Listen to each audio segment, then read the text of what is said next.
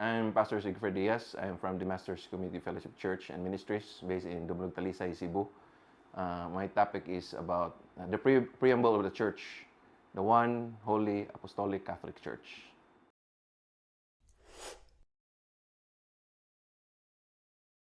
Basically, my topic, when I developed the sermon, I base it on the Nicene Creed as the launching point, where it says, we believe in one holy apostolic Catholic Church.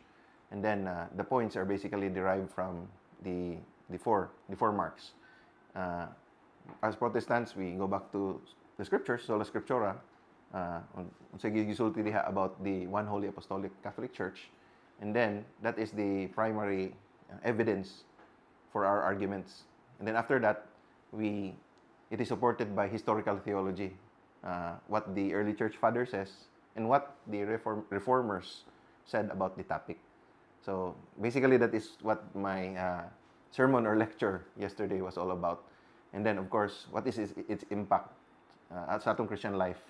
It's not just dry academics. It's about how it changes your view about things. And eventually, right theology will lead to right theopraxy. Right theology will lead to right practice.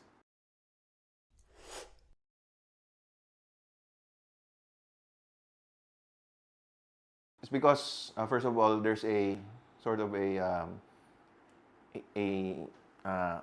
gap between the knowledge when it comes to the Protestant nowadays. They seem to do not know their church history. We're not saying, I'm not saying that church history is the most important thing.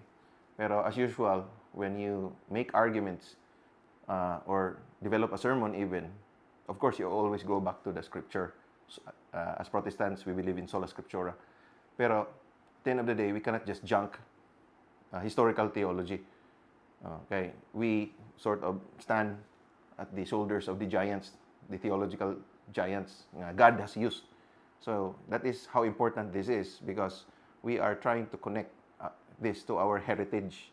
If we forget that, ang tendency is that the church will be prone to a lot of heresies, mga balik-balik ng mga sayop na doktrina, which if you look at in church history, was already condemned, pero ato already pong gibalik karon. So that is how important this topic is.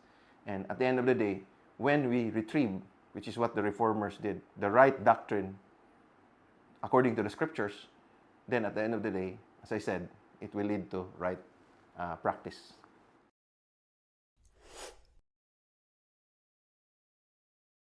Of course, there are 4 points. I hope people remember the four, the one holy apostolic Catholic Church.